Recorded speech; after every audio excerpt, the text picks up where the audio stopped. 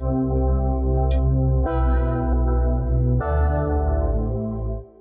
ձեզ հարգելի բարեկամներ։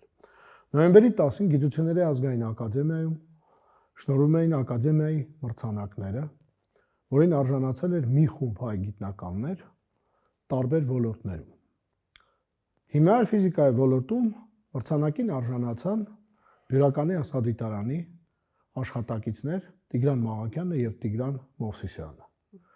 Իրենց հետազոտությունները նվիրված են երիտասարդ աստղերի ուսումնասիրությանը եւ այսօր մեր հյուրն է Բյուրականի աստղադիտարանի գլխավոր գիտաշխատող Տիգրան Մաղաքյանը։ Բարև ձեզ, պարոն Մաղաքյան։ Շնորհակալություն հրավեր ընդունելու համար։ Պարոն Մաղաքյան, ես կխնդրեի մի քիչ պատմական ակնարկ ներկայացնեիք այն աշխատանքների վերաբերյալ, որոնք եղել են ձեր հիմնական, այսպես ասած, հետազոտության թիրախը։ Հայտնի է, որ 1947 թվականին Վիկտոր Համազասպովիչ Համբարձումյանը առաջ քաշեց աստղասփյուռերի գաղափարը եւ ինչ որ առումով կարելի է ասել, որ Էյնշտեյնի եւ Ֆրիդմանի վեճի բնական շարունակությունը այն մասին, թե ստատիկ է մեր տիեզերքը, թե ձևավորման process-ները եւ դինամիկան շարունակվում են նաեւ այժմ, ստացան որոշակի առումով նաեւ շարունակություն, որովհետեւ Վիկտոր Համազասպովիչը փաստորեն ամբողջ աշխարհին ազդարարեց, որ աստղերը նաև այժմ են ձևավորվում։ Ինչի վերաբերյալ էր այդ աշխատանքը եւ ինչով էր դա այդքան կարեւոր։ Գիտեք, այստեղ կարելի ասել սենց, դա անցավ 80 տարի անցավ, բավականին փոքր ժամանակն է, բայց մենք հիմա շատ ավելի լավ պատկերացնում ենք մեր գալակտիկան եւ աստղերի էվոլյուցիան, քան առաջ։ Բանը այն է, որ մինչև այդ 40-ական թվականները լավ տեսությունը, թե աստղերը ոնց են հենց ասենք ապրում են ու փոխում իրենց տեսքը, աստղերի ներքին կառուցվածքը, այդ բոլորը նոր սկսվում էր։ Բայց արդեն այդ ժամանակ կարելի էր արդեն լավ հասկանալ, որ օրինակ մեծ զանգված ունեցող աստղերը երկար չեն ապրելու։ Եվ դրա համար, եթե մենք տեսնում ենք շատ պայծառ եւ ուրեմն նաեւ մեծ զանգված ունեցող աստղը, դա երիտասարդ աստղ պետք է լինի։ Ավելի ճիշտ իր տարիքը չպիտի գերազանցի, ասենք, մի 10 միլիոն տարի։ Այն ժամանակ, ինչպես դուք ասացիք, Համբարձումյանը եւ Մարգարյանը նույնպես մասնակցում էր, հայտնի Բենյամին Հեյշոյը, մեր ակադեմիկոսը, նրանք այն ժամանակ նկատել են, որ երկնքում կան տեղերը, որտեղ այդ բարձր լուսատվության, ինչպես են ասում աստղագիտության մեջ, աստղերը բավականին մոտ են երկինքի վրա, որ նայում եք, իրար կողք են գտնվում։ Դա իհարկե հարաբերական իմաստով։ Օրինակ, Օրիոնի համաստեղությունը բաղկացած է հիմնականում շատ մեծ լուսատվություն ունեցող կապույտ աստղերից։ Համբարձումյանը ուղղակի ենթադրեց, որ եթե նրանք այսպես ձևով կուտակված են երկնքում այդտեղ, շատ հնարավոր է, որ նրանք այնտեղ առաջացել են ինչ-որ ժամանակ առաջ եւ հետո այդ բոլորը կծրվի, արդեն այս պայծառ պատկերները չլինելու, այդ իդեան օգնեց, որ նա առաջարկեց վարկածը, որ գոյություն ունեն աստղային խմբեր, որոնք նա անվանել աստղասփյուռներ, ինչի սփյուռներ, որտեղ կան նաև աստղակույտեր, որտեղ աստղերը շատ սեղմ հավաքված են։ Իսկ հակառակը։ Իսկ հակառակը նրանք ցրված են։ Բայց էլի մոտապես մնում են ինչ-որ մի տեղում։ Այդ դրա համար եւ այդտեղ առաջանում են երևի նոր աստղերը։ Հետո այդ աշխատանքները լրացված էին, զարգացված էին եւ ընդհանրապես հիմա այդ ոչ ոք չի ժխտում, բոլորը հասկանում են, որ աստղերը առաջանում են նաեւ մեր ժամանակ, կարելի ասել նույնիսկ մեր աչքերի առաջ, դա իհարկե դանդաղ process է, բայց համենայնիվ։ Հետո գիտեք, այս գաղափարը, որ աստղերը կարելի բաժանել ստացիոնար աստղերին, որոնց հետ ոչ մի բան չի լինում երկար ժամանակներ, օրինակ մեր արեգակը, որը 4.5 միլիարդ տարի մնում է նույն վիճակում, եւ աստղերը, որտեղ ինչ որ բան փոփոխությունները արագ պետք է լինեն, ինչպես են կոչվում անկայուն աստղերը, դարձել է բյուրականի ամենահետաքրքիր ուրեմն ուղղություններից մեկը ուսումնասիրման համար։ Եվ երբ ես 75 թվականից սկսել եմ աշխատել բյուրականում, ես սկսել եմ զբաղվել այս թեմատիկայով եւ մինչեւ հիմա կարելի ասել նույն գործը շարունակում եմ։ Որքանով ես հասկանում եմ, պարոն Մանուկյան, ձեր հետազոտությունները իրականում բավականաչափ երկար ժամանակ պետք է ներգրավեն ինֆորմացիան կուտակելու տեսանկյունից։ Եվ այդ դիտողական տվյալները դուք համեմատում եք բառից բուն իմաստով տասնամյակների ընթացքում կատարված այդ դիտումների հետ, որովհետև process-ը բավականաչափ երկար է ժամանակի ընթացքում։ Իսկ ինչպիսի այսօր կարելի ասել նոր մեթոդներ, մեխանիզմներ կան շնորհիվ տեխնոլոգիաների զարգացման,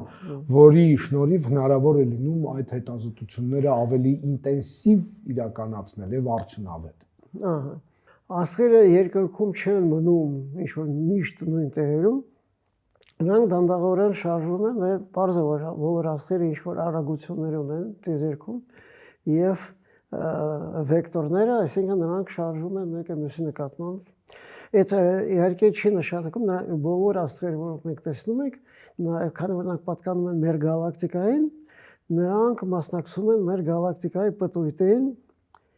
բայց դա անկախ բան է։ Եվ ամեն մեկ աստղը բացի դրանից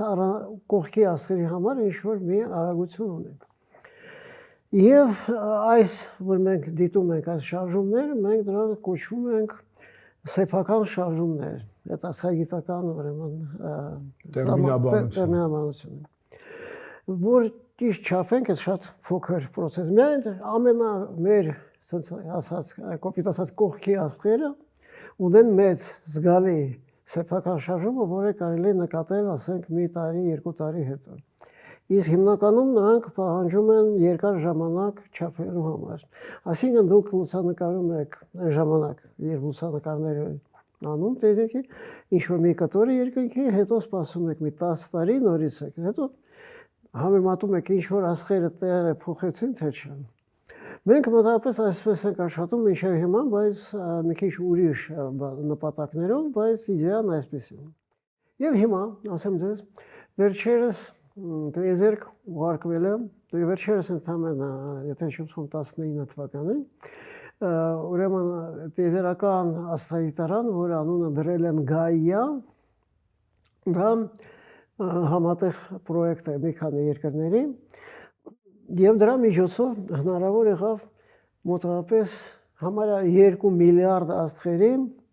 հեռավորությունները ու այս սեփական շարժումները չափել։ Իհարկե տարբեր ճշտությունով, բայց հիմնականում բավականին հաջող։ Եվ այսպիսի մեծ գործը երբեք չի արված։ Հիմա որ մենք ունենք այս Գայա Արբանյակի կողմից ստեղծված կատալոգները, մենք կարող ենք այնտեղից հանել ամենահետաքրքիր ինֆորմացիա, օրինակ այսը նոր տեխնոլոգիայի արագացում։ Նույնն վերաբերվում է հեռավորությունները։ Հեռավորությունները շատ դժվար է աստղագիտության մեջ գնահատել, այդ երկար գործեր եւ տարբեր մեթոդներով։ Իսկ հիմա այդ Գայան չափել է շատ աստղերի հեռավորությունները բավականին ճշգրիտ։ Դա էլ շատ է օգնում մեր գործերին։ Իսկ օրինակ ես գիտեմ, որ շատ կարևոր ինֆորմացիա են տալի ագրեսիոն սկավառակների ուսումնասիրությունները, որոնք պայմանավորված են այդ տիեզերական փոշու մանրամասն ուսումնասիրությանը եւ փաստորեն դրանք մի կարելի ասել համակարգ են ձևավորում այդ աստղերի շուրջ, որոնք որ շնորհիվ այդ պտույտի ճառագայթում են եւ դրա հիման վրա կարելի է ինչ-որ ինֆորմացիա ստանալ։ Ահա, այդ մեխանիզմները դիտողական հետազոտությունների ժամանակ ինչպիսի ինֆորմացիա են կարող փոխանցել։ Դե դուք հիշում եք, sense կար Կանտի եւ Լապլասի վարկածը մեր արագակնային համակարգի ստեղծման մասին, որ սկզբից ինչ-որ մի աստղ էր, որի շուրջը փաթաթվում էր մեծ գազային եւ փոշու ամպը, հետո այս ամպը պտուտի պատճառով դարավ տափակ մի սկավառակը, հետո դրա մեջ սկսել են առաջանալ մոլորակներ։ Զարմանալիորեն այս գաղափարը մինչև հիմա որոշ տեսակետից պարզվեց, որ ճիշտ է։ Այսինքն, եթե մենք նայենք մեր արեգակնային համակարգի վրա դրսից, մենք կնկատենք իհարկե որոշ մեթոդներով, որ ուրեմն բացի արեգակից եւ դրա շուրջը մի քանի մոլորակներից, դա պարունակում է բավական մեծ քանակով փոշի, որը այսպիսի սկավառակային տեսք ունի եւ թույլ լուսավորված է արեգակի կողմից։ Հիմա եթե աստղեր ավելի երիտասարդ են, նրանց շուրջ այս սկավառակները ավելի պայծառ են կարելի։ Այո, ավելի պայծառ են եւ ավելի խիտ են։ Եվ այս սկավառակները կոչվում են ակրեցիան, ակրեցիան ինչ է նշանակում, կուտակում։ Այսինքն այդ նյութի մի մասը դանդաղորեն ընկնում են նույն աստղի պատտվելով այդ աստղի շուրջ։ Այո։ Իհարկե այդ process-ը բավականին բարդ է նկարագրվում, եթե առաջ ուղղակի մտածում էին, որ դա տեղի ունենում միայն գրավիտացիոն ուժի, ձգողության ուժի պատճառով, ապա ստե հիմա պարզվում է, որ մեծ դեր է խաղում sense կոչվող մագնիտո դինամիկ ակրեցիան, այսինքն աստղի մագնիսական դաշտը ինչ-որ հարաբերությունների կարելի ասել, փոխազդեցությունների մեջ է մտնում այս ամպային ուրեմն նյութի հետ եւ այս նյութի կուտակումը տեղի ունենում ոչ թե ամբողջ կարելի ասել աստղի էկվատորով կամ ցանկապես մակերեսով, այլ որոշ sense կոչվող գիտեք անունը ասում են ռուսերեն ասում են ռուչկի, անգլերեն handles, ինչպես օրինակ բռնակներ։ Հա, երևի հայերեն բռնակն է։ Բռնակներով, հա, ոնց որ ինչպես օրինակ ինչ-որ մի բան ամանը, որ ունի բռնակներ, մոտավորապես այսպեսի տեսք է առաջանում։ Այո, եւ իհարկե ըստ բոլոր տեսությունների դրանց մեջը պիտի նաեւ առաջանան մոլորակներ։ Իսկ հիմա հարավային Ամերիկայում կառուցվել է շատ հզոր ռադիոաստղադիտակը, որը կոչվում է ALMA-ն, որը բաղկացած է մեծ քանակով անտենաների, որոնք շարած են ինչ-որ անապատի զգալի կտորում, եւ դրա միջոցով կարելի է դիտել կոնկրետ մեծ հետաքրքրող օբյեկտներ, բոլոր անտենաները միանգամից նայում են մի տեղ։ Դա բերում է շատ մեծ sense կոչվող լուծորդությունին, այսինքն մենք շատ տպավորիչ մանրամասնություններով կարող ենք տեսնել ինչա տեղի ունենում։ Եվ պատկերացրեք, որ այդ սկավառակները, որոնք երկար ժամանակ ուղղակի հիպոթետիկ ինչ-որ բաներ կամ ենթադրում է, որ կան, հիմա ALMA-ի այդ սարքավորման միջոցով կարելի է տեսնել, թե իհարկե ռադիո ալիքներում, բայց սեփական աչքերով, կոմպյուտերով ստեղծած նկարների վրա։ Նույնիսկ որոշ այսպիսի համակարգներում կարելի է տեսնել խտացումներ, որոնք արդեն մոլորակները սկսում են առաջանալ, ձևավորում են։ Ըստ էության հզոր դիտակը ինչ որ առումով դա ժամանակի մեքենա է։ Մենք գնում ենք դեպի մեր անցյալը։ Որքան ավելի հեռու ենք տեսնում, այդքան ավելի վաղ անցյալ ենք, կարելի է այսպես ասել։ Եվ ինչ որ առումով դա մեզ երևի տալիս է ինֆորմացիա նաև այն բանի վերաբերյալ, թե ինչպես է մեր համակարգը ձևավորվել։ Այո։ Այսինքն դա կարևոր է նաև մեր սեփական, այսպես ասած, արեգակտային համակարգի հատկությունները ուսումնասիրելու համար, առավելևս որ այդ էկզոմոլորակների հայտնաբերելուց հետո հասկանալի է դառնում, որ նման համակարգեր կան եւ ոնց որ թե ոչ այդքան քիչ։ Ես հիշեցնում ձեզ, որ 70-ական թվականների սկզբին Բյուրականում տեղի ունեցել մեծ բավականին միջազգային կոնֆերանսը հենց այլ մոլորակային ուրեմն քաղաքակրթությունների հետ գտնելու եւ ինչ-որ ձևով նույնիսկ կարողական հաստատելու համար եւ այնտեղ քննարկում էին ահագին հարցերը։ Այն ժամանակ հայտնի աստղագետ, ռադիոաստղագետ Միչելոս Դրեյկը առաջարկել է մի բանաձևը, որով կարելի է գնահատել, թե ինչքան այսպիսի քաղաքակրթություններ կարելի է գտնել մեր գալակտիկայում։ Բայց այդ բանաձևի մեջ ահագին շատ գործակիցները լրիվ անհասկանալի են այն ժամանակ։ Տարբեր գնահատականներ կային, բայց եւ այդ գործակիցներից մեկը դա էր տարածված են արդյոք մոլորակները ուրիշ աստղերի շուրջ, թե չէ, որտեղ մենք ոչ մի օրինակ չունենք։ Հիմա մենք գիտենք, որ շատ են։ Համարյա բոլոր աստղերի մոտ ինչ-որ մոլորակները գտել են։ Իհարկե, ասեմ ձեզ, որ մենք ես նկատի ունեմ ողջ աստղագիտական ուրեմն համայնքը, որ սկսել են դիտել այս էկզոմոլորակները ուրիշ աստղերի մոտ, նրանք բավականին անսովոր են եւ այդքան նման չեն մեր արեգակնային համակարգին։ Այնտեղ կան այսպիսի բաներ, որոնք առաջ նույնիսկ չէին բացատրվում։ Հիմա որոշ բացատրություններ իհարկե տվել են, բայց այդ նշանակում է, որ ուրեմն տիեզերքը շատ է բազմազան եւ զանազան եւ ինչ ուզում եք ասեք, այնտեղ այդքան բաներ կան, որոնք մենք դեռ լավ չենք հասկանում ինչ-որ մասերը։ Անկեղծ ասած, որ այդ հարցը շոշափեցի, ես մի անսպասելի էր իմ համար, երկու կարևոր գործոն կա այդ տեսանկյունից, մեկը Ֆերմիի պարադոքսն է, որը շատ պարզ է ձևակերպել, եթե կան այլ մոլորակայիններ, ապա ուր են։ Այո, մենք չենք կարողանում տեսնել եւ ասում են ժամանակին ինքը Ֆերմին ինչ որ գնահատականներ էր տվել եւ ցույց էր տվել, որ հեռավորությունները այնպեսի մեծ պետք է լինեն, այսպես ասած զարգացած քաղաքակրթությունների միջև, որ պրակտիկորեն անհնարին է դա պատկերացնել, որ կլինի երբևիցե կոնտակտ։ Բայց երկրորդը այդ տեսանկյունից ոնց որ թե այդ Dyson-ի սֆերաներն են, որոնց հիման վրա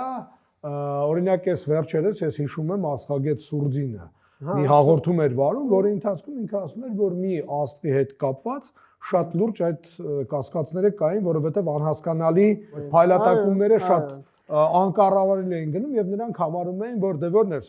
Dyson-ի սֆերայի գաղափարը, որ գոյություն ունի զարգացած քաղաքակրթություն, որը կպատի աստղը ըստ էության սարքերով, որոնք կօգտագործեն այդ աստղի էներգիան եւ այդ քաղաքակրթությունը անսպառ էներգիա կունենա։ Հետևաբար, եթե այդ քաղաքակրթությունը կա, այդ սֆերան ինչ որ պահ ծածկում է եւ փայլը թուլանում է, այնուհետեւ նորից ինչ որ բացվում է անցք եւ տեսնում են եւ նման բաներ ման են գալի։ Դա հիմա օգտագործում է իսկապես, թե ավելի շուտ ֆանտաստիկայի տիպի։ Այդ գիտեք, այս փաստորեն դեռ որ միայն մի հատ այսպեսի աստղ գտել են, միջալոց այդ աստղը հիմա կոչվում է մեկ Բոյաջյան աստղ, որտեղ դա գտել է ամերիկահայ աստղագետուհի Տաբիտա Բոյաջյան, եւ առաջին հոդվածում հենց այս վարկածը Dyson-ի ուրեմն սֆերայի մասին կար։ Հա։ Բայց հետո սկսել են իհարկե տարբեր ուրիշ դիտումները, տարբեր մեթոդներով, դե եկել են զրկացան, որ չէ, սա ինչ-որ բնական երևույթներ են։ Պետք է նաև շարունակել եւ նայել էլ ինչ կգտնենք։ Հենց հիմա օրինակ մեր աչքի առաջ տեղի ունենում, դուք լսել եք, մեր արագականային համակարգի մեջ մտել է մի հատ գիսավորը դասից, այո, Atlas-ն է, էլի, A3 Atlas։ Չէ, դրա շուրջ շատ լուրջ չարաշահումներ են, ընդ որում շատ։ Այո, հենց այդ չարաշահումները։ Կներեք, բայց իմ կարծիքով պսևդոգիտական եւ այո, այդ ուղղակի որ դա այլ մոլորակայինների նավը եւ այլն, դե բնականաբար դա ոչ մի իրական։ Այդ ռեկլամա է ստեղծում իրաց։ Ցավոք սրտի, այո, դա։ Այո, վերջերս հենց գրել են, դա պիտի մոտենա Յուպիտերին ու այնտեղ արբանյակներ բաց թողի, որ Յուպիտերը շուրջը, բայց լուրջ չի կարելի ասել։ Պետք է։ Եկեք անդրադառնանք մի փոքր ձեր խմբի հետազոտություններին։ Ի վերջո դուք մրցանակը ստացել եք այդ դասերը ուսումնասիրելու համար երիտասարդ աստղերի եւ նաեւ այդ հետազոտությունների արդյունքները զետեղված են կատալոգում, որը նոր դուրս է գալի, որքան հասկացա երիտասարդ աստղերի կատալոգ կա, շատ հեղինակավոր եւ մեր համար մեծ պատիվ է, որ հայ գիտնականների տվյալները այնտեղ զետեղված են։ Խնդրում եմ, եթե կարելի է մի փոքր անդրադառնանք ձեր այդ աշխատանքներին։ Լավ, ասես ասեմ, ես ինչպես արդեն ասացի, արդեն 50 տարի զբաղվում եմ համարյա նույն ուղղություններով։ Բայց իհարկե, քանի որ մեր մոտ առաջանում էին նոր սարքավորումներ, գործիքներ ու մեթոդներ, եւ ընդհանրապես պատկերը, թե մենք ինչ ենք դիտում, փոխվում էր բոլոր աստղագետների աշխատանքի կողմից, ապա նաև մեր ուսումնասիրությունների ուղղությունը եւ շեշտը նույնպես փոխվում էր։ Այդ բանը մրցանակը ստացել ենք վերջի 5 տարվա աշխատանքների համար, բայց աշխատանքները շատ ավելի երկար ժամանակ են ընդգրկում։ Հիմնականում մենք ուսումնասիրում ենք ոչ բարձր լուսատվության երիտասարդ աստղերը եւ այն երևույթները, որոնք նրանց շուրջը տեղի են ունենում։ Բանն այն է, որ այսպիսի աստղերը մինչև հիմա վերջնականորեն դա չի բացատրված, չնայած իհարկե օրինակ այդ ակրեցիոն դիսկերի պատճառով դա կարելի տեղ ունենալ, բայց ֆիզիկան մինչև վերջ բարձ չի։ Ուրեմն նրանց լույսը, սպեկտրը եւ ուրիշ հատկությունները փոխվում են եւ շատ արագ։ Եվ մենք տեսնում ենք sense կոչվող էրուպցիաներ, այսինքն նյութի ժայթքումները այդ աստղերից, որոնք բավականին մեծ արագություններով աստղային աշխարհի համար, ասենք մի քանի 100 կմ/վայրկյան, հեռանում են այս աստղից դեպի տիեզերքը։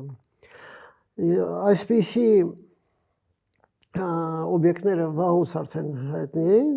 50-ական թվականներին աստղագետներ ԱՄՆ-ից Ջորջ Հերբեգը եւ Մեքսիկայից Գիլերմո Հարո նկատել են շատ հետաքրքիր այսպիսի օբյեկտները, որոնց հենց Ամբարձումյանը առաջարկել անվանել Հերբեգ-Հարոյի օբյեկտները եւ այդ անունը ընդունված է։ Եվ հետո պարզվեց, որ նրանք բավականին արագ շարժում են տիեզերքում, հետո պարզվեց, որ նրանք դուրս են գցված այս երիտասարդ աստղերից, դիտվել են ուղղակի նյութի արտահոսքերը, որոնք ինչպես են գիտության մեջ ասում են, կոլլիմացված են, այսինքն շատ նեղ են, ինչպես բանից, ասենք, ինչ-որ մի էկրանից շիթ է դուրս է գալիս, դա չի ցրվում։ Եվ այսպիսի շիթերը արագ դուրս են նետվում երիտասարդ աստղերի բևեռներից։ Ենթադրվում է, որ այդ ակրեցիոն դիսկի նյութը դանդաղորեն կուտակվում է եւ անգնում է աստղի վրա եւ ավելորդ էներգիան բերում է դրան, որ աստղի նյութի մի մասը դուրս է գցվում այս սկավառակի, եթե սկավառակը հասարակացում է էկվատորում, ապա բևեռները դրանք ուղղանկյուն են կազմում դրա հետ եւ այդ ուղղանկյուն ուրեմն ուղղություններով այս նյութը ուղղահայաց։ Այսինքն բանն է գնում նեղ գլանային կարելի է պատկերացնել շիթ, որը որ դուրս է գալի։ Այո, հենց այդպես էլ տեղի ունի։ Մենք ուսումնասիրում ենք այսպիսի շիթերը հենց սկզբից, երբ նրանք գտնվել են 83 թվականին, օրինակ դիտում ենք Ռուսաստանի 6 մետրանոց դիտակով, որը աշխարհի ամենահզոր դիտակն է։ Հատուկ աստղադիտարան, Զելենչուկում որ գտնվում։ Այո, այդտեղ։ Եվ հետաքրքիր տվյալները ստացված են։ Հետո այդ ուրեմն մի ուղղությունը։ Հետո մենք սկսել ենք զբաղվել նաև sense կոչվող ֆուորներով։ Ուրեմն առաջին ֆուորը ֆուոր է բառը, որը նույնպես առաջարկել է Համբարձումյանը։ Կար մի հատ փոփոխական աստղ, որի անունը F-U Orion է, այսինքն Orion-ը F-U աստղը։ Եվ այդ աստղը 30-ական թվականներին վռնդվեց մեր աչքի առաջ եւ պայծառացավ ընդհանրապես 100 անգամ։ Եվ այն ժամանակներից մինչև հիմա նա մնում է պայծառ։ Այդ ոչ ոք չէր հասկանում սկզբից ինչ է։ Բայց 70 թվականներին, այսինքն թվականին 1970-ին մի ուրիշ աստղ Կարափի համաստեղությունում նույնպես պայծառացավ եւ Համբարձումյանը օգտագործելով այս երկու օրինակ ընդհանրապես որոնք գոյություն ունեին, ենթադրեց, որ դա ինչ-որ երևույթ, որը էլ կապված է երիտասարդ աստղերի էվոլյուցիայի հետ, եւ առաջարկել անվանել նրանց ֆուորները։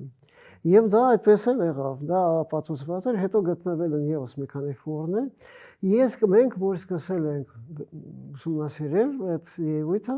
գտել ենք եւս մի 3-4 ֆուորներ նոր։ Գիտեք, այդ շատ հազվագյուտ երևույթ է, որովհետև դե աստղերը մեր գալակտիկայում 200 միլիարդ են, մենք ուրեմն գտել ենք մեծ քանակներով, ասենք, կվազարներ, ուրիշ գալակտիկաներ, ինչ ասեք, փոփոխական աստղերի քանակը հասնում է մի 100,000-ին, բայց ֆուորների քանակը ընդհանրապես չի գերազանցում, ասենք, նույնիսկ բոլոր վերջի հայտնագործություններով չի գերազանցում 30։ Դա անշափ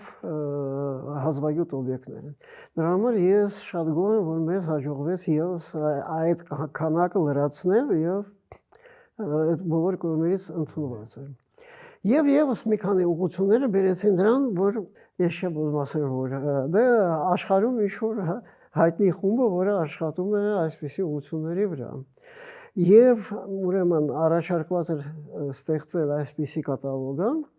բոլոր այս բռնկվող էրուպտիվ ժայթքող էմիսիոն երիտասարդ աստղերի, ապա ինձ էլ առաջարկեցին մասնակցել դրա ուրեմն առաջաբանի մեջ, նկարագրության մեջ, ուրեմն ավելացնել ինչ պետք է, իսկ մեր այդ գծած աստղերը նույնպես այդ կատալոգը պարունակում։ Հասկանալի։ Հիմա մենք շարունակում ենք եւս շուտով, ես հույս ունեմ, կավելացնենք մի քանի աստղ այնտեղ։ Շատ շնորհակալ եմ։ Խնդրեմ։ Հաջողություն ձեր հետազոտություններին եւ հույս ունեմ հետագայում մենք էլի լավ լուրեր կստանանք։ Շատ շնորհակալություն, ես էլ շնորհակալ եմ, որ հրավիրեցիք այստեղ։ Շնորհակալություն։